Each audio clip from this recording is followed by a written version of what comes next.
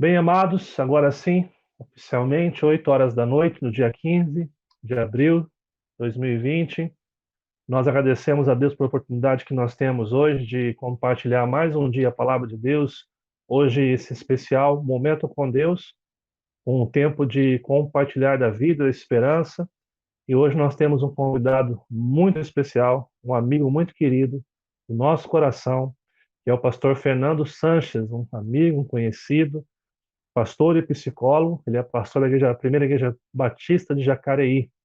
É um prazer tê-lo conosco hoje. Eu quero chamá-lo para estar conosco aqui agora, complementando o pessoal aqui. Pastor Fernando, seja muito bem-vindo.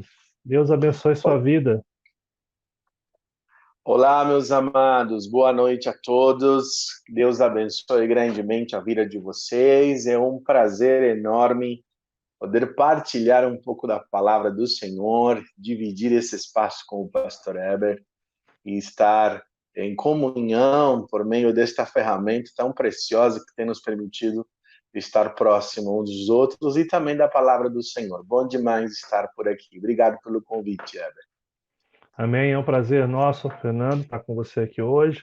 E a gente sempre, quando começa essa live especial com convidados, a gente gosta de fazer a seguinte pergunta: sua visão como pastor aí na cidade de Jacareí, qual a sensação que você tem tido diante dessa pandemia, esse vírus? Como que você tem percebido aí a situação dos membros da igreja, do coração deles? Como que está a situação aí, Fernando?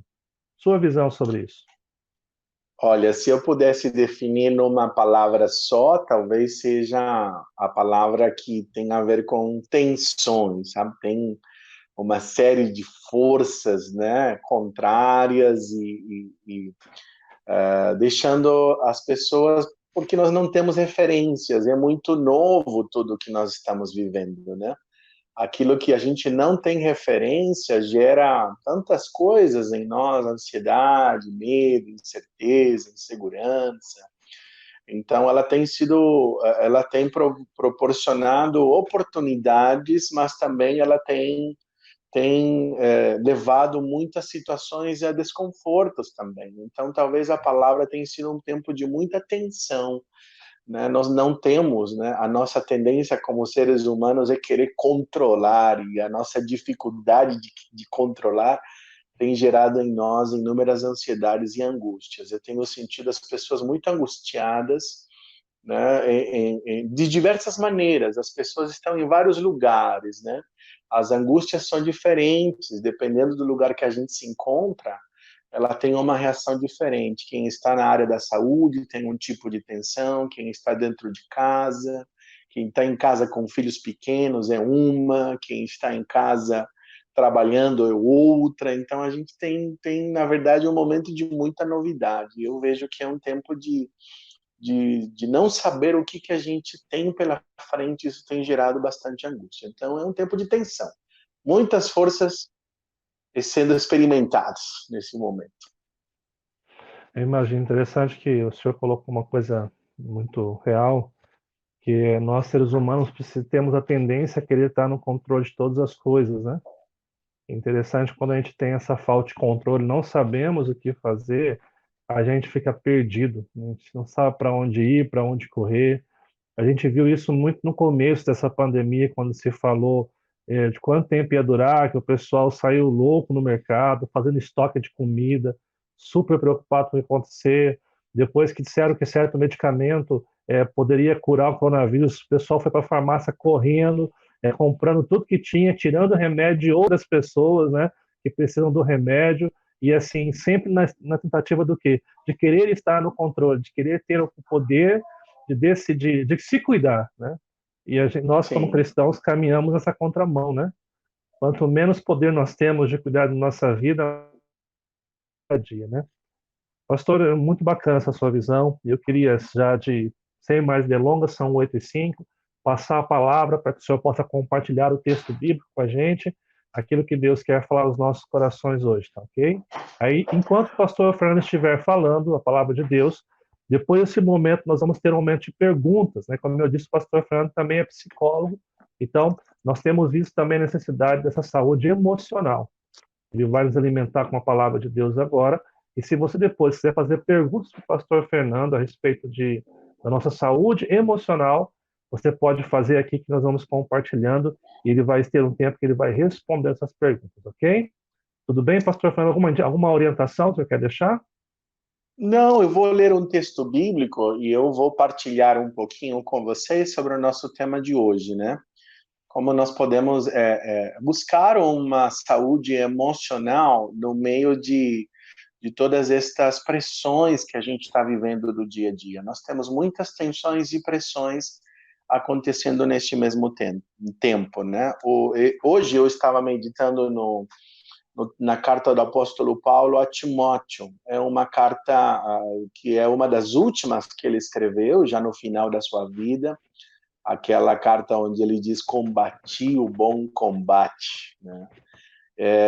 E uma das coisas que o apóstolo Paulo ele descreve no final da sua carta, já nas suas saudações, ele revela a sua alma, ele revela as suas emoções, ele revela inúmeras inquietações, e eu quero que a gente possa olhar dentro dessa perspectiva. Quero lembrar para vocês que ele está preso, né? Ele está numa prisão, está esperando a sua sentença. Ele não é um lugar muito bacana de estar, é um isolamento, né? É uma condição. Nós usamos a palavra condição como aquela situação que a gente não tem escolha, né? Não é uma escolha nossa. Então, ele está numa condição privada da sua liberdade. E aí ele vai escrever dizendo assim: procure vir logo ao meu encontro, pois Demas, amando este mundo, abandonou-me e foi para Tessalônica. Crescente foi para a Galácia e Tito para a Dalmácia. Só Lucas está comigo. Traga Marcos com você, porque ele me é útil para o ministério. Enviei Tíquico a Éfeso. Quando você vier, traga a capa que deixei na casa de Carpo, em Troade, e os meus livros, especialmente os pergaminhos. Alexandre, o ferreiro, causou-me muitos males. O Senhor lhe dará a retribuição pelo que fez. Previna-se contra ele, porque se opôs fortemente às nossas palavras.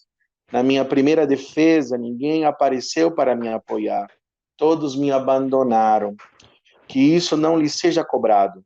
Mas o Senhor permaneceu a meu lado e me deu forças para que por mim a mensagem fosse plenamente proclamada e todos os gentios a ouvissem. E eu fui libertado da boca do leão.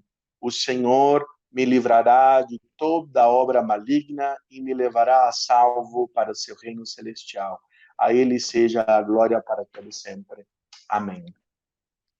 Eu acho fantástico, amados, né, esse texto, porque esse texto me fala de um primeiro princípio quando nós falamos de saúde emocional, é reconhecer os nossos próprios sentimentos. O primeiro princípio para nós termos uma saúde emocional é que a gente não vai esconder o que nós estamos sentindo, né?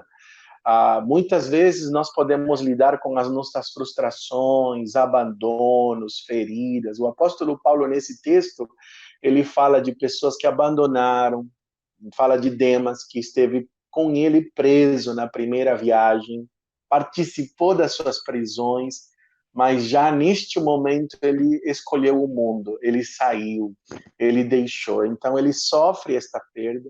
No final também ele diz que na sua primeira defesa ninguém esteve com ele. Então ele tem esse sentimento assim de abandono e ele não esconde isso, né? O apóstolo Paulo não está vivendo uma vitimização, mas ele está reconhecendo as suas necessidades humanas. Ele está sendo muito humano. Quando a gente lê as cartas do apóstolo Paulo, ele é nosso herói, ele conquista, ele é vencedor, ele é forte. Mas aqui ele também se permite perceber aquilo que está acontecendo com ele. Ele não está dando uma de super crente, dizendo, olha, não estou nem aí, estou bem, está tudo maravilhoso, está tudo ótimo. Não é isso que ele está dizendo. Então, o primeiro princípio, quando nós queremos ter saúde emocional, é reconhecer quais são os nossos sentimentos, quais são as nossas necessidades. E logo em seguida também, reconhecer os sentimentos dos outros. e ter ações naquilo que acontece com os outros. Por exemplo, ele fala de Alexandre, o latoeiro ou aquele que trabalha com bronze. Ele me fez muitos males, olha só, né? Além do abandono, ele também teve gente que fez mal para ele. E aqui você vê um princípio interessante de saúde emocional. Muitas vezes nós crentes podemos imaginar que perdoar significa deixar que a pessoa continue nos ferindo e a gente deve o tempo todo perdoar, significa aceitar. Não, aqui você vê o apóstolo Paulo estabelecendo limites de feridas. Ele está dizendo, olha, Alexandre, ele causa mal, então evite. Nós não precisamos sujeitar-nos àquilo que nos faz mal. Aquilo que fere a gente, nós devemos afastar-nos. É natural do ser humano a autoproteção. E ele está dizendo, existem pessoas que abandonam, existem pessoas que fazem mal. Mas também existem pessoas que estão com a gente, como, por exemplo, Lucas. Lucas está comigo. O apóstolo Paulo, ele tem uma atitude fantástica, que é tão preciosa na vida das pessoas para ter saúde emocional. Primeiro, não se vitimizar, mas ao mesmo tempo também é não ter medo de se vulnerabilizar, ou seja, mostrar as nossas fragilidades humanas. Dizer que existem dificuldades e necessidades. Eu sou pastor há 20 anos, pastor Heber, e uma das coisas que mais eu vejo nas ovelhas é que elas querem que a gente adivinhe o que elas estão sentindo. Elas querem que a gente creia ou tenha alguma ideia ou noção do que elas estão passando. Olha o que o apóstolo Paulo está dizendo. Ele está falando claramente o que ele precisa. Eu não quero ficar só. Chama João Marco, vem aqui comigo, traga os meus livros, traga os pergaminhos, né? Às vezes eu vejo pessoas que são doentes e elas dizem assim, pastor, você não me visitou, eu tive doente. Eu falo para elas, Tiago está dizendo, se alguém está doente, chame os anciãos da igreja. Quem tem que chamar? Eu que estou doente, né? Nenhuma pessoa adivinha que o outro. Então, quando eu falo uma atitude vitimista, o que é uma atitude vitimista? Que não é saúde emocional. É quando eu tenho um perigo ou um problema real, porque o apóstolo Paulo estava se sentindo abandonado, ele estava preso, então era real. Mas ele não se tornou passivo. Ele não disse assim, isso vai passar e eu vou deixar a vida me levar. Não cantou que nem Zeca Pagodinho, não, nem quem Skank. Não, ele vai agir, ele não se tornou passivo. Eu, como psicólogo, digo muitas vezes que a depressão ela é um chamado à passividade. Né? Eu me entrego e eu preciso lutar. Eu não vou negar que me afeta, que não gosto de ficar sozinho, que está difícil, que tenho medo, que tenho incerteza, que estou angustiado, que não sei lidar com o novo, que estou cansado, que estou enjoado, que eu estou impaciente. Todas estas coisas, na nossa saúde emocional, a gente precisa reconhecer. O meu e dos outros. Por quê? Porque eu posso saber o que eu sinto, mas eu também tenho que ter uma empatia, tenho que me preocupar com o que o outro está sentindo. Porque nós gostamos de avaliar, nos defendemos baseado nas nossas intenções, mas julgamos o outro ou reagimos ao outro por aquilo que ele faz, e a gente não pergunta qual é a intenção do outro. Então, uma saúde emocional é reconhecer os seus sentimentos, reconhecer os sentimentos do outro e responder a estes sentimentos de forma saudável. Então, eu considero que o apóstolo Paulo aqui está revelando o que é saúde emocional. Saúde emocional é não sentir, pastor, de jeito nenhum, gente. Existem eventos nas nossas vidas que a gente vai sentir. Eu tenho falado isso para as pessoas que eu tenho conversado nesses dias, quando as pessoas me perguntam, como que você está? Estou preocupado, estou tenso, estou com medo. Eu digo, que bom, isso significa que você é humano e todos estes sentimentos nós vamos viver. Agora, qual é a diferença? Eu vou levar esses sentimentos que eu tenho para uma resposta que Deus diz que eu devo fazer. Por exemplo, nós falamos de controle, né, pastor? A gente consegue controlar alguma coisa? A gente não consegue controlar nada. O que a gente quer controlar? A gente quer controlar a circunstância, a gente quer controlar a reação das outras pessoas. Nós queremos controlar a nossa imagem, o que as pessoas pensam de nós. Nós queremos controlar o nosso sofrimento. Ah, não quero sofrer. Não, a gente vai sofrer. Gente, tem tantas pessoas perdendo seu emprego, tem pessoas com crises, com medos em relação às empresas, e tudo isso é real, não é imaginário. Então não tem como a gente viver experiências como essas e dizer que eu não vou me afetar. Não tem como o apóstolo Paulo estar preso e dizer que ele não sente. Não tem como ele dizer que ele estava na defesa, não tinha ninguém perto dele e dizer que está tudo bem. Não, não estava tudo bem, gente. Mas ele tem uma atitude maravilhosa. Ele pede ajuda. Ele chama pessoas. Alguns, quando leem esse texto, podem dizer assim: nossa, o apóstolo Paulo está meio baqueado, né? Está bem para baixo. Olha, como que ele está frágil, fraco. Não, não é fraqueza.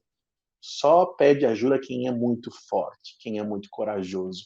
Quem tem saúde emocional pede ajuda. O apóstolo Paulo está dizendo isso. E chama a João Marcos. Eu costumo dizer, pastor Heber, que na igreja de Jesus tem todo esse tipo de pessoas. Tem gente que chega sendo uma bênção, como Demas, mas às vezes vai embora sendo um problema. Às vezes tem gente como João Marcos, que chega sendo um problema porque ele abandonou na primeira viagem, mas depois volta sendo uma bênção. Né? Tem gente, às vezes, que é enviado porque a gente precisa, o reino tem que avançar, como Tito, né? Mas também tem gente que fica, como Lucas, que está ali junto, que não abandona. Então, a igreja é um lugar de gente. E nós, como pessoas, precisamos uns dos outros. Por isso que a saúde emocional é vista dentro desta perspectiva. Deus é aquele que nos sustenta. Por isso que o versículo é tão precioso. O versículo 17 diz assim: mas o Senhor permaneceu ao meu lado e me deu forças para que por mim a mensagem fosse plenamente proclamada e todos os gentios as ouvissem. Eu quero que você saiba, meu irmão, que não importa as dificuldades, eu quero que você saiba que o Senhor vai nos dar forças para suportar as pressões e as aflições que nós estamos vivendo. Saúde emocional não é não sentir. Saúde emocional é mesmo eu sentindo, eu vou buscar uma solução saudável diante de Deus. É isso que nós aprendemos neste texto tão precioso. Lindo, do apóstolo Paulo. Acho maravilhoso, porque ele está se humanizando, vulnerabilizando, e isso nos traz saúde. Amém? Amém, pastor. Obrigado pela palavra. Eu anotei algumas coisas aqui. Queria te mostrar uma coisa também que está dentro do que você falou aqui. Você foi falando, eu fui lembrando aqui algumas coisas, né? Uma das coisas que você falou que eu achei bem interessante, enquanto o pessoal estou conversando com o pastor aqui, esse breve bate-papo aqui, você pode mandar sua pergunta também, tá? Não esquece de mandar a pergunta para o pastor. Eu tenho uma aqui para fazer para ele, e você, enquanto eu falo aqui e faço a pergunta, você pode também mandar sua pergunta também, sua dúvida. O senhor falou sobre saúde emocional, reconhecer nossa incapacidade, né? A gente vem de um contexto brasileiro profundamente influenciado pelo determinismo, né? E Sim, principalmente pelo movimento evangélico, né? Que acha que é errado alguém passar por uma doença ou mesmo uma questão de depressão, né? Que é uma das coisas que as pessoas estão várias pesquisas têm apontado que esse confinamento, isolamento social, que mudou completamente a nossa rotina do dia a dia, são novas situações, né? Vai levar algumas pessoas a entrar nesse problema de saúde emocional e depressão, né? E o movimento sim, evangélico ele tem a ideia de encarar isso como algo que simplesmente não é permitido passar, né? Então aí você cria, você vai se afunilando dentro dos seus problemas, você tem que ser o super-herói e ao mesmo tempo você não consegue pedir ajuda, né? Eu estou com um livro aqui, ó, de um contemporâneo seu aí, ó, Batista, que é a Depressão de Spurgeon, né? Spurgeon foi um grande fantástico. pregador da palavra de Deus e aqui esse livro ele trata esse momento da angústia que Spurgeon passa, um momento depressivo, né? Então perceber que ser usado por Deus, ser um cristão usado por Deus, não significa que você está passivo a essas situações, né, pastor? O que que você comenta sobre isso aí, principalmente o pessoal que está enfrentando isolamento? Qual seria o conselho, fora, junto com esse conselho que você deu, acrescentando a respeito de que fazer esse isolamento social aí? É tão maravilhoso você perceber Spurgeon, o príncipe dos pregadores, né? Tanta gente, tantas mensagens impactantes na sua vida. Eu gosto muito de olhar para os Salmos, Pastor Eber, né? Vendo a experiência e a intimidade com Deus, que ela não tira a humanidade. A espiritualidade não anula a humanidade. A fé, ela purifica a nossa humanidade, mas não aplaca. Nós não somos só seres espirituais, né? Por exemplo, eu começo a imaginar como seria o salmista no Salmo 42 falando no meio dos nossos cultos. No mínimo, a gente ia falar para ele, não, fica quieto, gente, você não está bem, você está mal, você está desanimando os irmãos aqui. Se ele tivesse dito, né, as minhas lágrimas têm sido meu alimento de dia e de noite, meus inimigos perguntam o tempo todo, onde está o teu Deus? Ou o Salmo 73, se alguém falasse assim, pouco faltou para que escorregasse os meus pés, porque eu estou vendo a prosperidade dos ímpios. Então você vê que nos Salmos ele é cheio de emoções. Você vê um salmo de Davi dizendo, não temerei os 10 milhares dos meus inimigos que se puserem contra mim. No salmo seguinte você vê, Deus, vem, socorre-me, apressa-te, porque meus inimigos estão vencendo. Então você vê todas as emoções e, peraí, Davi era bipolar? Não, é que as emoções são assim mesmo, nós vivemos elas, né? Jesus, gente, no Getsêmanes, ele pediu ajuda, ele disse, orem comigo para seus discípulos. Não foi uma, não foram dois, foram 3 vezes. Então, não é errado nós nos vulnerabilizarmos. A fé, ela não nos protege dos problemas. Esse é um dos maiores mitos da vida cristã. É acreditar que a fé vai colocar a gente numa bolha e vai nos proteger do problema. Jesus nunca disse isso. O que Jesus prometeu foi que ele nos livraria no problema, no meio das tribulações. O mesmo pastor que nos leva pelos pastos verdejantes é o mesmo pastor que nos leva pelos vales da sombra da morte. Ele não mudou, gente. Não é porque ele está bravo, não é porque eu mereço ou não mereço. Gente, o sofrimento faz parte da vida. A única coisa que a Bíblia vai dizer é que ele tem o poder de transformar todas as circunstâncias para que ela vai cooperar para o nosso bem. Ela vai trazer benefícios. Mas não é que é bom passar por problemas. Então, a fé, ela nos dá condições de suportar a aflição. Ela nos dá ferramentas para atravessar o vale, mas não que ela nos livra do vale. Então, essa teologia determinista, positivista, dizendo que se eu me fragilizar não é falta de fé, né? Se eu estou dizendo que o que vem pela frente é problema, eu sou um profeta do caos, porque a gente tem que declarar que é vitória, isso a gente não vê nas escrituras. Nós vemos na escritura, sim, uma sabedoria para saber lidar com os dias difíceis. O que é o humano? O humano é desanimar-se. Por isso que Jesus disse, no mundo tereis aflições, mas tem de bom ânimo. Por que ele disse tem de bom ânimo? Porque a tendência humana é desanimar. Isso é nosso. O que Jesus está dizendo? Eu vou lhe mostrar o caminho para vocês passarem por isso. Mas não que a gente não vai passar. É isso que a palavra de Deus diz. Interessante que dentro do que o senhor está falando, nós também encontramos o próprio caso de Elias, né? Que vê a glória num dia e no outro dia está numa caverna pedindo para que Deus tirasse sua vida. Né? A humanidade dele, Deus compreendendo e trabalhando com ele, né? Quando você vai para o Novo Testamento, João capítulo 14, verso 1, texto que eu amo, Jesus diz, não se turbe o vosso coração, né? E ali a expressão não deixem que esse sentimento de preocupação continue perturbando vocês, né? Jesus não discrimina o sentimento deles, mas pedem para que eles deixem esse sentimento na confiança em Deus, né? Uma segunda pergunta, depois eu já quero passar a pergunta do pessoal que está falando aqui, pastor, tá? O senhor ia falar alguma coisa, desculpa, eu te cortei. Então, nesse texto de Elias, eu vejo uma coisa que Elias cometeu um erro que o apóstolo Paulo não cometeu nesse texto. O Elias, quando ele está na caverna, ele cometeu um erro que ele se sentiu só e disse, só eu fiquei. Mas quando a gente lê no capítulo 18, ele teve uma informação de que alguém tinha escondido 50 profetas em cada uma das cavernas. Tinha 100 profetas que tinha escondido. E ele ouviu isso.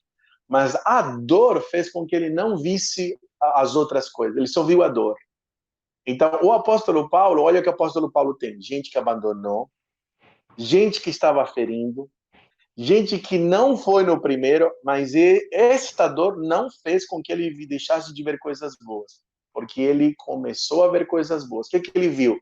Lucas está comigo, eu ainda posso chamar João Marcos, eu posso estudar, eu posso ler, trago os meus pergaminhos. Então, o fato de terem decepções, tristezas, que são reais à vida, não o tornou amargurado, não fez com que o sofrimento fosse a única coisa que ele visse. Elias, no caso, ele perdeu esta visão. Tanto é que depois Deus vem e abre os olhos dele na informação dizendo, não, tem 7.000 homens que não dobraram os seus joelhos diante de Baal. Mas ele não via isso, né? Então, às vezes, quando nós estamos sofrendo, a gente só consegue ver a dor, né? Noemi foi a mesma coisa. Noemi, lá em Ruth, ela estava concentrada na perda dos 2 filhos e do marido. Foi doloroso? Foi. Mas ela não conseguia ver que Ruth era uma bênção na vida dela. Então, quando nós estamos sobre dor, a nossa tendência é só ver ela. A gente deixa de ver. Quando uma mãe perde um filho, ela vai ter a tendência de sofrer pelo filho que ela perdeu. Mas ela deixa, às vezes, de ver os filhos que estão. E isto complica a nossa vida, né? Então, quando eu me concentro só no que me falta, eu deixo de celebrar e me alegrar por aquilo que eu tenho. E este é um dos princípios de uma saúde emocional. Eu preciso ver o todo e não apenas uma parte. Exatamente. Eu tenho uma pergunta para fazer, do que eu tinha notado aqui da sua prédica agora, mas eu vou deixar um pouquinho essa para o segundo momento, porque a Camila aqui fez uma pergunta que eu acho que é bem sequência do que nós estamos conversando, tá? Ela fez uma pergunta, acrescentou a pergunta e já deu a solução lá embaixo, tá? Vou te mostrar rapidinho para você Boa! entender aqui, tá bom? Camila é uma Muito amiga aqui bom. do lado de Londrina. Olha só o que ela perguntou aqui, ó. Eu acho que é bem prático sobre essa questão de ver o melhor que está acontecendo no momento que a gente está passando, tá? Deixa eu abrir aqui para conseguir. Gostaria de saber como discernir uma preocupação genuína de uma preocupação exacerbada. Aí ela pega e acrescenta na sequência aqui, Fernando. Olha só. Em especial, a preocupação com as finanças em tempos de pandemia. Ela foi bem objetiva na questão financeira Uhum. aí. O que você diria aqui? Ela escreveu embaixo, acho que a situação de Elias respondeu minha pergunta, mas eu queria ouvir de você uma orientação bem prática a respeito do que ela Legal. está perguntando, porque isso é uma coisa prática, né? Sim. Por exemplo, eu posso estar sem amigos, mas aí eu olho e tenho um amigo, mas de repente eu estou sem dinheiro, eu estou sem trabalho e eu não tenho de onde tirar sustento. Então, como é que eu vou conseguir ver uma coisa boa nisso? Então, eu acho que é bem prático. Muito boa pergunta, Camila. Muito obrigado pela pergunta aí.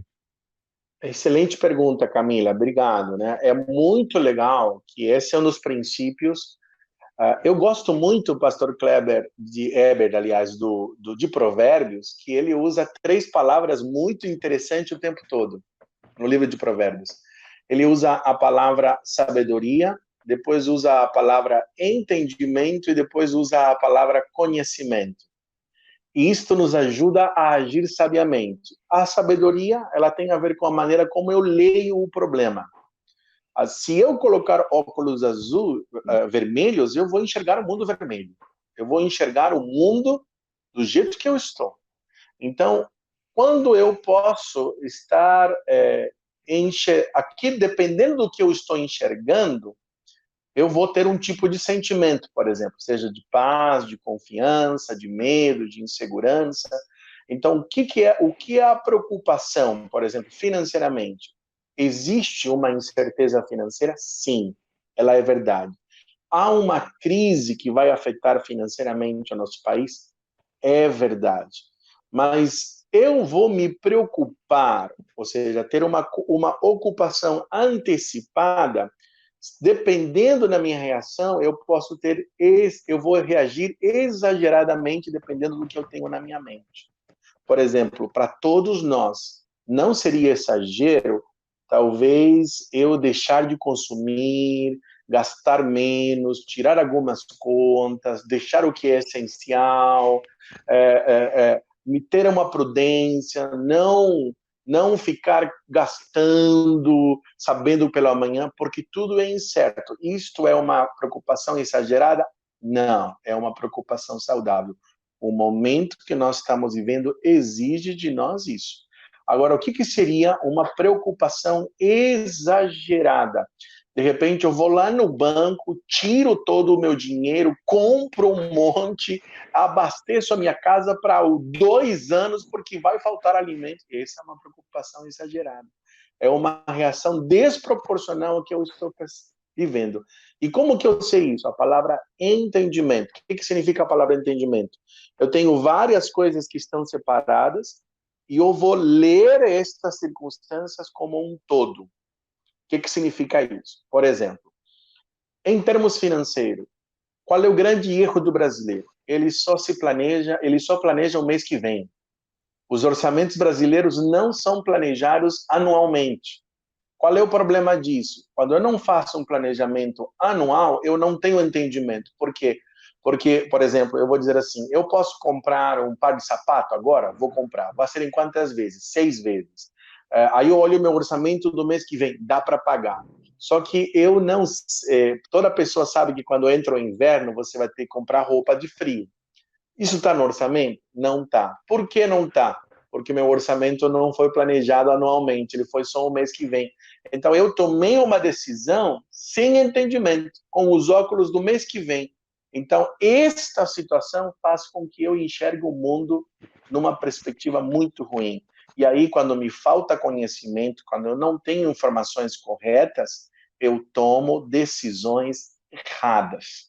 Então, a minha resposta, ela precisa ser de acordo com aquilo que eu estou vivendo. Por exemplo, eu tenho uma filha de 12 anos. Se eu ficar preocupado com como vai ser a formatura dela, porque eu não vou ter dinheiro, gente, daqui a 6 anos ela vai se formar. Então, isso é um exagero da minha parte. Então, não vou viver dessa maneira.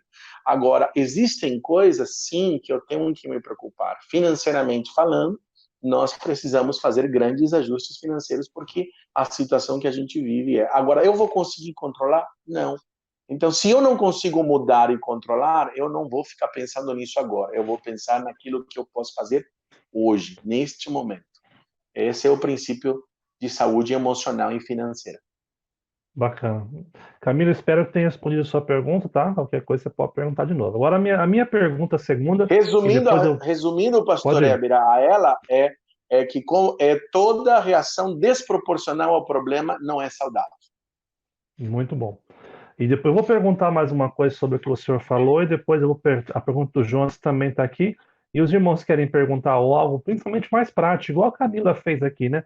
Nesse dia aí, como é que a gente está vivendo? Por exemplo, como é que eu me viro nesse momento aí de pandemia? Me ajuda aí alguma dica de como eu tenho que fazer em casa? Perguntas bem práticas, tá bom, pessoal? Pastor, minha pergunta sobre a sua palavra. O senhor começou a palavra dizendo assim, reconhecer que somos pequenos, né? Que é pequeno no sentido assim de reconhecer os nossos medos, que a gente não é super-herói, né? Mas até que Não. ponto? Porque eu percebo como pastor que em alguns momentos nós saímos de simplesmente um reconhecimento da humanidade para se tornar um ato mais de milindre, né? Para que as pessoas tenham pena da gente, né? Para que as pessoas nos assistam. E certa vez eu lendo um escritor, eu não lembro qual escritor eu estava lendo, mas ele disse assim que até o milindre ou a inferioridade é uma forma de manipulação.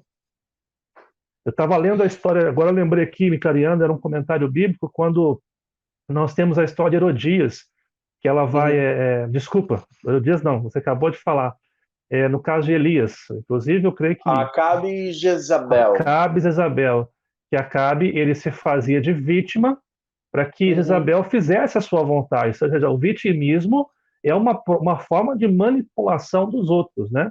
Quando nós Isso. falamos em reconhecer os nossos limites, a nossa incapacidade de ser honestos com o nosso sentimento de medo, até que ponto que isso é realmente um reconhecer ou se torna uma forma de manipulação? Não sei se você entendeu minha pergunta Isso. aqui, porque para mim é uma linha Entendi. muito tênua, né? Muito próxima da outra, né? Isso.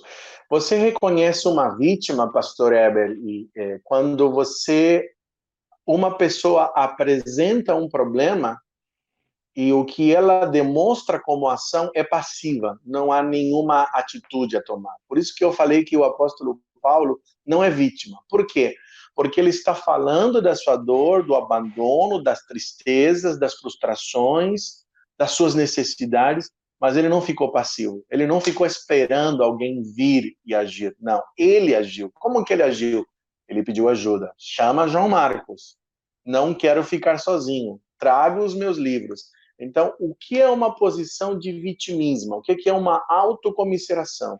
E se eu dizer para você agora, dizer assim, Heber, eu acabei de perder meu emprego. Olha, a vida é muito ruim. Meu chefe, ele não me valoriza. Ninguém está me dando. Olha, esse governo. E eu começo a colocar culpa em todo mundo, em todas as pessoas, na vida, no governo, na situação, na crise, na injustiça. E eu não tenho uma possibilidade de buscar outros pensamentos, outras possibilidades. Eu estou vivendo numa autocomiseração, né? Por exemplo, uma pessoa da minha igreja perdeu seu emprego e eu disse, e agora, o que você vai fazer, irmão? Aí ela respondeu assim, pastor, eu vou virar uma empresária do ramo, né, da confeitaria, vou fazer bolos. Então, a mentalidade é diferente, entendeu? Então, é verdade que um sofrimento pode ser um instrumento de manipulação terrível. A depressão, por exemplo, pode ser um instrumento de manipulação. Por quê? Quando eu estou deprimido, ninguém me enche o saco, todo mundo me deixa quieto. Ninguém me dá trabalho. Eu começo a ficar bem, o que acontece? Não, agora você vai ter que fazer tal coisa. Eu não quero. Aí eu volto a ficar deprimido. Isto pode ser consciente ou inconsciente. Mas o sofrimento também é uma ferramenta para eu fazer o que as pessoas queiram. Eu fico triste, eu fico calado, aí a pessoa me pergunta, o que você tem? Aí eu falo, nada. O que você tem? Aí a pessoa vem e faz. E aí eu aprendo, inconsciente ou conscientemente, que quando eu fico triste, de cara fechada, todo mundo faz o que eu quero. Então, isso é muito ruim, não é saudável, porque isso torna um relacionamento codependente, torna um relacionamento hostil, cria ambientes extremamente não saudáveis. Agora, é muito diferente quando a gente fala assim, não estou bem, eu preciso de ajuda, você pode orar por mim? Não estou hoje com paciência, eu estou com raiva, eu me sinto só. Então, quem é emocionalmente saudável, ele tem a coragem de se vulnerabilizar e de reconhecer os seus sentimentos. Interessante que a gente vê isso muito nos filhos, né? Filhos pequenos fazem isso Sim. com a gente, né? Eu vejo os meus filhos pequenos aqui, eu tô muito triste. Mas eu acho que se eu fosse ao shopping, essa tristeza passava. Eles são honestos em falar o motivo real do que eles estão fazendo aquilo, né? Aproveitando aqui mais uma questão que o João te perguntou, pastor, está aqui na tela. Como lidar com o sentimento de desesperança em meio a momentos de angústia, em momentos como a perda de entes queridos ou a doença em sua própria vida? Olha, vai parecer estranho o que eu vou responder, viu? A primeira coisa que a gente tem que fazer quando a gente vive um luto, uma doença, é sofrer. É sofrer. Eu lembro, pastor Heber, uma das experiências mais dolorosas como pastor que eu vivi foi quando minha esposa estava grávida do nosso segundo filho, tinha 3 grávidas que iriam ter filhos na mesma época, talvez na mesma semana, era janeiro de 2007. E dentro dessas 3 grávidas que tinham praticamente a mesma idade, uma delas perdeu o seu bebê com uma semana antes da cesárea, né? Então, e ela teve que o neném faleceu no ventre dela. Ela teve que fazer a cesariana e eu lembro que como pastor eu fui visitá-la porque ela nem o sepultamento do filho pode fazer porque ela estava no hospital.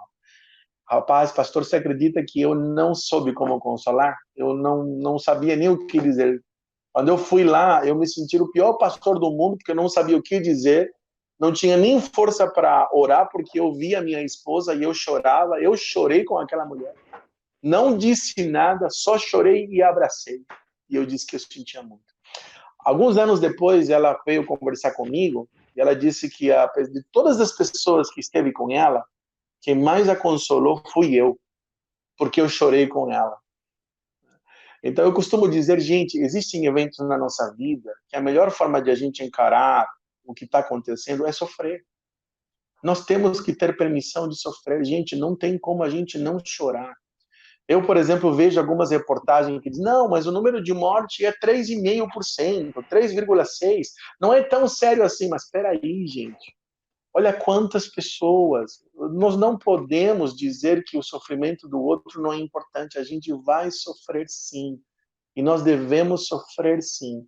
Então, a melhor maneira de lidar com uma perda, com uma doença, é sofrer, é sentir, é dizer que está. Agora, o que é ruim é o que diz a palavra. O choro pode uma noite durar. Quando é um problema? Quando esse choro dura muitas e muitas noites. Aí já é um problema. Esta diferença entre sofrer saudavelmente e sofrer patologicamente, ou seja, quando eu adoeço. Quando eu estou adoecendo, quando esse sofrimento e esse luto nunca termina, aí é um problema. Agora, eu me preocupar com alguma coisa que está acontecendo, isto é saudável. Alguém comentou ali, chorar com os que choram. É isso mesmo, irmã. Então, como que eu vou lidar com a minha angústia? Gente, eu preciso falar dela. Eu estou com medo, eu estou inseguro, eu não sei o que fazer. Então, quando eu vou falando, emoções vão sendo apertadas na minha alma e eu começo a ver, cantar, chorar, falar tudo que eu estou experimentando, é uma maneira primeira de lidar com os nossos sentimentos. A segunda é compreender que a nossa humanidade é limitada, a gente não consegue controlar, gente. Então, não vou tentar controlar aquilo que eu não consigo, vou viver aquilo que é possível, vou viver o hoje. O amanhã, o que eu vou fazer? Amanhã eu vou viver aquilo que é possível. Amém. Eu tenho dito aqui na igreja e na nossos cultos e lives o seguinte, que as estatísticas, que para muitos são só estatísticas de quantos morreram, quantos não morreram, são pessoas e famílias que estão perdendo entes queridos. E a gente tem que se consolar essas pessoas orando por elas, né? E como o pastor disse, né? A tristeza, ela deve ser vivida, todavia a gente não pode permitir que ela também dure eternamente na nossa vida. Existe um limite, né? Porque quando a gente fala sobre pode durar uma noite, mas a alegria vem pelo amanhecer, qual que é esse limite? Não tem como mensurar ele, ou é, na sua opinião, pastor, aonde é esse limite, né? Porque, por outro lado, deixa eu tentar explicar minha pergunta aqui, ou meu comentário, a gente pode aceitar a dor e sofrer, sofrer, sofrer, e nunca buscar essa reação para uma nova atitude diante desse sofrimento do amadurecimento, né? A gente sempre fica na dor, na dor, na dor, sem passar por outros processos. Qual que é esse limite? Qual seria esse limite? Depende muito da dor, viu, pastor, e do sofrimento. Por exemplo, quando nós falamos de uma perda de emprego, nenhuma pessoa que vai perder o seu emprego vai dizer que está bem, que está ótimo. Não, isso vai ser sentido por alguns dias, às vezes pode ser semanas. O luto, por exemplo, é uma experiência que no quarto, terceiro mês é onde vem o maior impacto, porque as pessoas já não estão perto, a ideia de que foi um sonho, ela não acontece, então você vai, é nesse momento que cai a ficha, como a gente fala, né? Então, eu costumo dizer que 4 meses para um luto, um desemprego, por exemplo, 2 semanas, 3 semanas. Então, o tempo ele é muito subjetivo, porque cada pessoa vai enfrentar. Agora, se isto passa de 6, um mês, tempos como 40 dias, né? Então, isso já não é saudável para a nossa vida. Há um sentimento de depressão. Por que nós pregadores dizemos que Elias estava em depressão? Porque já tinha se passado mais de 40 dias e ele continuava na caverna. Já não era uma noite, ele já estava há algum tempo. E aí Deus começa para curá-lo. A primeira coisa que Deus faz é quebrar a passividade dele. Porque Deus diz assim: Elias, sai da caverna. Ele não poderia falar com Elias dentro da caverna, pastor? Poderia ou não poderia Com Deus falar com ele? certeza, com Claro que certeza. poderia. Mas por que Deus diz sai? Porque ele precisava quebrar a passividade. Então, como nós entendemos que estamos vivendo um luto saudável ou não? Se eu tenho qualquer reação na minha vida que me deixa passivo, eu estou adoecendo. Agora, se tem algo que está me levando a uma ação, eu estou lutando. Eu nunca posso parar de lutar. Sofrer eu vou, mas parar de lutar e de prosseguir, jamais. E eu acho que nesse ponto é que a gente tem grande pulo do gato, né? A gente não está sozinho nessa luta, né? A gente É tem, acima de verdade. tudo, um Deus que está conosco, que vai dizer: não temas, eu sou contigo, eu te fortaleço, eu te ajudo, te tomo pela mão direita. E Deus nos levou a uma família de irmãos que podem estar conosco ali orando, nos ajudando nesse processo, né? De, de sair desse processo da dor, do sofrimento, né? Dois comentários que eu queria colocar aqui para o senhor ver, olha só. A Neiva, lá de Conceição do Rio Verde, lá de Minas, mineiros, mandaram aqui, ó. Lembrei agora da morte de meu pai. O sofrimento me arrastou bastante, se arrastou bastante tempo. Só Deus fez melhorar. Entrei em depressão. Quanto mais, né, a experiência da morte, do luto, é uma das experiências mais significativas em relação às nossas emoções, né? Perder um filho, para mim, é a maior dor que existe. Não sei se existe uma outra maior. A segunda que eu considero é a traição de alguém, né? Então, são experiências extremamente dolorosas e muito difíceis. Por que que nós entramos em depressão? É porque, na verdade, ninguém entra em depressão de uma só vez. O nosso corpo e as nossas emoções vão dando sinais. A gente chama isso de febre emocional. É quando a cor da vida começa a se perder.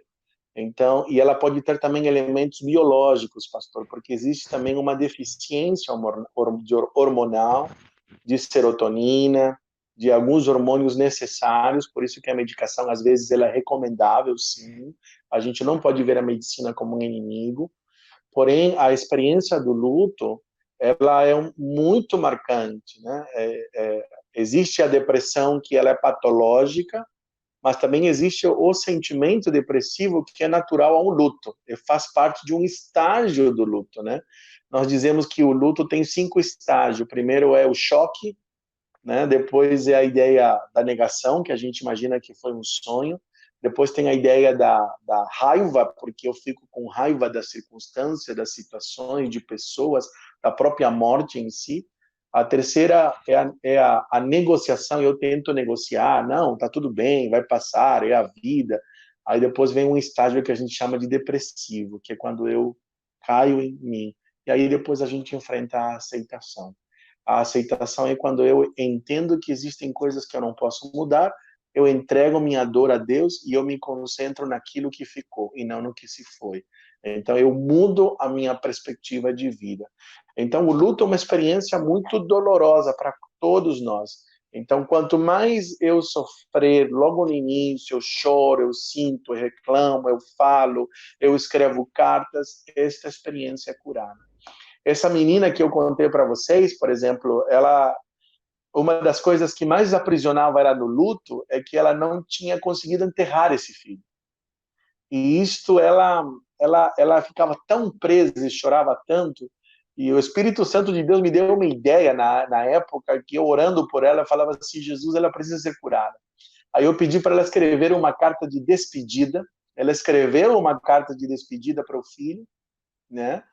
E aí eu levei ela lá no cemitério onde o filho estava enterrado, e aí eu deixei ela sozinha, aí ela conseguiu viver o luto. Ela enterrou aquela carta, ela chorou, e depois daquilo ela foi curada, pastor. E 6 meses depois ela engravidou de novo do seu primeiro filho, Deus restaurou a sua dor. Então, às vezes, a gente precisa expressar aquilo que a gente sente, escrevendo, falando, se despedindo, e isso nos cura. É um processo terapêutico também. Eu acredito fielmente, pastor, que, como o senhor até citou isso no começo, né? A gente não gosta de perder o controle, a gente não gosta de sofrer, mas eu acho que o sofrimento, nossa vida, é inevitável como um processo de amadurecimento. E se a gente Sim, não quer viver algumas etapas do que é necessário, a gente acaba sofrendo muito mais do que deveríamos, né? A gente sofre mais e aprende bem menos na caminhada, né? Só para encerrar aqui, eu vou ter que deixar minha pergunta para um outro bate-papo aqui, tá, pastor? Pastor Eber, Obrigado pelo tema e pela presença do pastor Fernando. Como é necessário falar sobre nossas emoções e como isto é reprimido por sermos cristãos, como se fosse errado sentir, quando Deus nos forjou de sentimentos. Camila, novamente, pondo aqui. Muito bom, Camila. É isso mesmo, Camila. Que bom que nós estamos compreendendo, né? Eu creio, pastor Eber, que a igreja, o evangelho, ela precisa dar lugar às expressões dos nossos sentimentos. Eles precisam ser legitimados, validados. Eu vejo quantas às vezes no ambiente do lar a gente não legitima ou não valida o sentimento do outro, a gente critica o sentimento do outro. Sentimentos são sentimentos, né? Quantas vezes num casamento eu não me sinto amado porque eu sinto que o outro não entende o que eu estou passando. E quando o outro compreende, eu não preciso concordar muitas vezes com o sentimento do outro, mas eu posso respeitar, porque é o sentimento do outro, é o medo, é a angústia, é a solidão. Então eu vejo muitas mulheres reclamando agora de que os maridos não estão preocupados porque elas querem que usem, que troquem de roupa, que não façam aquilo, e é como se não estivesse considerando o sentimento delas, de medo.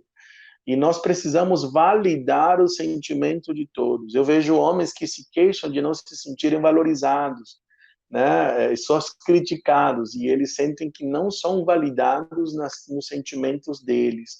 Então, eu creio que nós criamos ambientes saudáveis na família, na igreja, nas nossas relações, quando nós validamos ou ouvimos os sentimentos do outro, né? Porque é o sentimento do outro.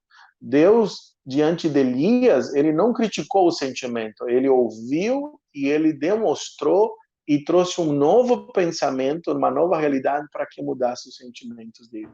E aquilo que você diz, como que eu vou lidar com o sofrimento, então? Quando eu encaro, de acordo com Tiago, capítulo 1, que o sofrimento vai me levar à maturidade, ao crescimento, eu não vou dizer que o sofrimento é bom, mas eu me alegro porque o sofrimento vai me fazer crescer. Então eu dou um valor ao sofrimento. É isso que Tiago vai dizer, Romanos capítulo 5 vai dizer, 1 Pedro capítulo 1, versículo 6 vai dizer, o sofrimento é a pedagogia de Deus para o nosso crescimento. E é interessante que Tiago ele vai alertar, tende por motivo de grande alegria o passagem por várias provações, né? Eu acho interessante essa expressão de Tiago, porque primeiro que ele fala várias provações, ou seja, a ideia ali é que nós seremos testados e provados de diversas maneiras, em diversas áreas da nossa vida, né? Mas ele fala o passar, né? Ou seja, não é um lugar que se habita, é um lugar que a gente passa, e ao passar por esse lugar, a gente vai estar perseverante, maduro, experimentado, e sendo aquilo que Deus espera de cada um de nós como cristãos, né, amados? Pastor, eu tenho uma pergunta minha que vai ficar para uma outra live, tá bom? Eu ia perguntar, depois eu faço a pergunta em off, aí o pessoal nem vai saber o que eu ia perguntar. Não, deixa eu perguntar, só para fechar. Eu ia deixar para outra, mas não deixar para amanhã o que eu posso fazer hoje, né? Só uma última colocação para a gente estar encerrando aqui, agradecendo o pessoal que esteve conosco durante todo esse tempo aí. Você falou que nós devemos aqui, pessoas que nos fazem mal, nós devemos, às vezes, nos afastar, né? Como Paulo falou de Alexandre ali, né? Mas qual que é o limite? Porque, por exemplo, eu vejo muitas pessoas que às vezes pegam textos muito bonitos da palavra e usam para si próprios, né? Por exemplo, já que eu tenho que me afastar de quem me faz mal, a pessoa confunde em odiar aquela pessoa e ter raiva da pessoa e excluir o resto da vida, né? Mais uma vez, nós estamos no limite entre nos afastarmos, mas não sentir mal, não sentir raiva, né? Ódio por aquela pessoa. E esse limite?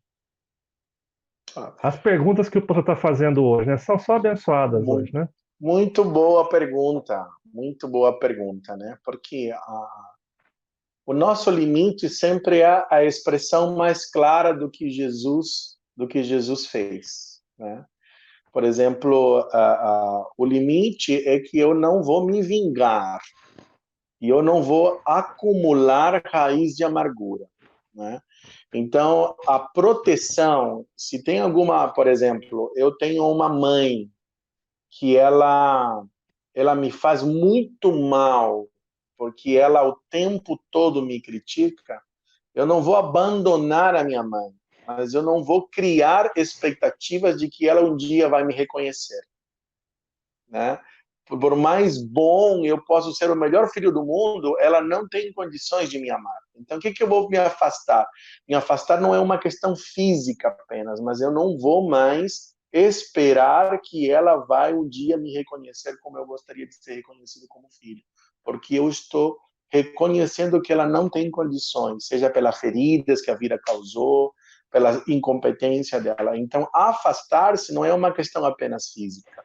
Porque eu, pastor, posso me afastar fisicamente, mas emocional continuo sofrendo. Isso não é afastar-se. Exatamente. E Entendeu? tem um Então, interessante que... é muito mais uma postura frente a uma situação do que algo físico. É como se eu digo, eu tenho a escolha de não deixar que o outro me machuque. Como? Eu não vou mais criar essas expectativas. Eu vou estar afastando-me dele. Não vou criar a expectativa de que um dia isto pode acontecer de forma diferente. Então, a vingança não, a amargura não, a mágoa não. Agora, o limite sim, não. O Você limite. lá, você tem a sua vida, eu não posso te obrigar, eu apenas vou respeitar. Eu não posso mudar você, mas eu posso mudar a minha escolha. Então, eu escolho hoje que eu não vou criar expectativas sobre isso. E quando nós exercemos um cargo de liderança?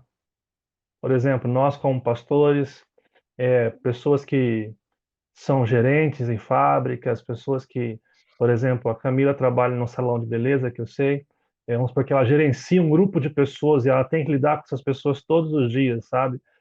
Porque talvez em alguns momentos seja fácil a gente não ter essa proximidade, mas em outros ambientes nós não temos como fazer isso, como igrejas, como o nosso trabalho, às vezes no ambiente familiar, né?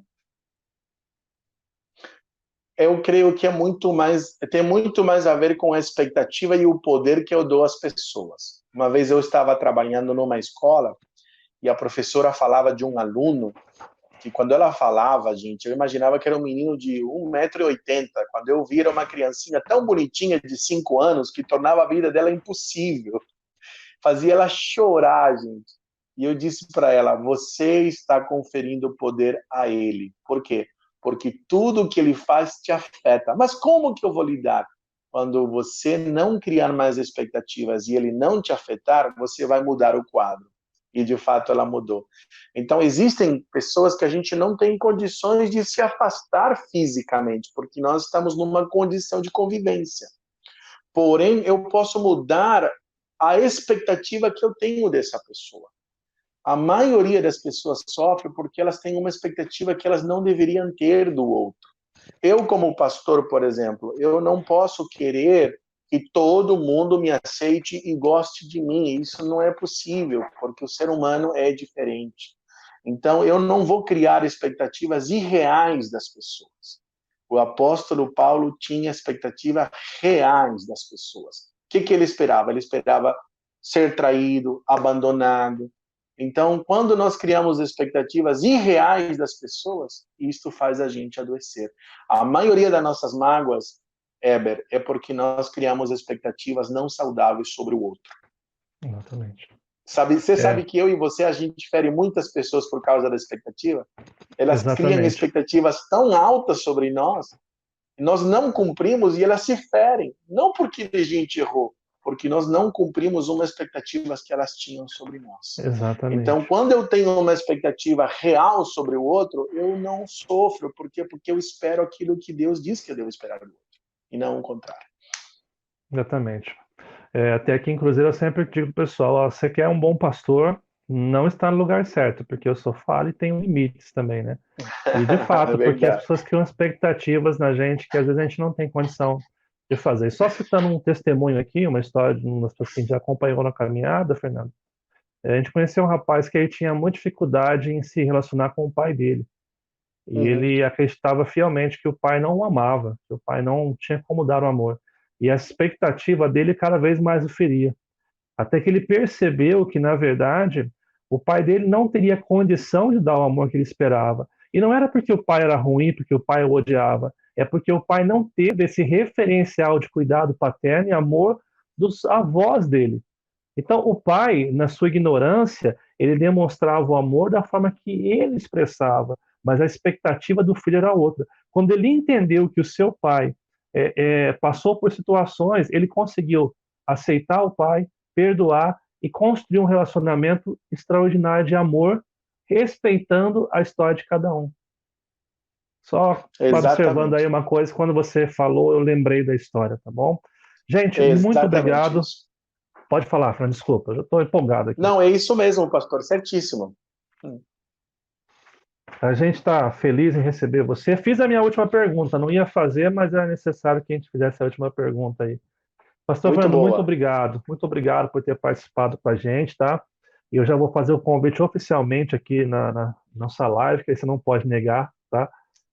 E logo, logo vamos fazer uma live para os casais da igreja aqui e os amigos, tá? Então, se você da igreja quer essa live aí, para a gente ter um bate-papo de casais, bater um papo sobre casais com o pastor Fernando aqui, podendo levantar histórias, dúvidas. Eu creio que a gente hoje, passando por essa pandemia, nós temos um recurso fantástico, que é o que nós estamos fazendo aqui hoje, né? Nós podemos conversar, trocar experiências, falar daquilo que Deus está fazendo em cada um de nós. Eu louvo a Deus hoje assim, pela vida do pastor Fernando, um amigo muito querido que nós conhecemos aí. A Camila hoje participou conosco aqui, gostou bastante. Ó, obrigado, querido. Deus abençoe vocês. Deus abençoe. Ela, inclusive, falou que ela não só trabalha num salão de beleza, ela é professora num salão de beleza. Então, ela não tem como fugir dos seus alunos aí. Sempre tem que estar presente junto aí. Deus abençoe o pastor. Pessoal, mandando um abraço para você. Deus abençoe você e toda a família ali. Deus abençoe também. Deus abençoe você e sua família aí.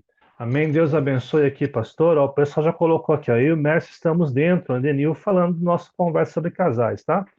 Vamos agendar isso, pastor. Sei que você está bastante corrido aí com as agendas da igreja também de Jacareí, mas quando puder, vai ser um prazer bater mais um bate-papo aí com os irmãos participando. Deus abençoe todos vocês, amados. Vou pedir mais um favor para vocês, tá? Você que não curte nossa página aqui ainda no Facebook, você, antes de ir embora, curte lá, põe seguir a página, para você ser notificado sempre que tiver um novo vídeo, uma nova postagem. Pedimos, esse vídeo amanhã vai estar também nesse canal. Na verdade, sobe hoje, mas sobe um pouquinho mais à tarde aí, tá? Então você pode assistir a reprise dessa conversa, desse bate-papo, né? Com os cortes do começo, daquele tempo que a gente compartilhou, e o final. Você vai acessar lá em youtube.com/c/eber-w-melo e vai participar também para ouvir outras lives que nós estamos colocando também lá. Você que não é inscrito no nosso canal, é convidado a se inscrever no nosso canal também no YouTube, aqui no canal da nossa igreja. E domingo, às 18h30, nós temos o nosso culto transmitido nesse canal do YouTube, tá ok, amados? Que Deus possa abençoar vocês. Pastor Fernando, Deus abençoe a todos. Fiquem com Deus em nome de Jesus, gente.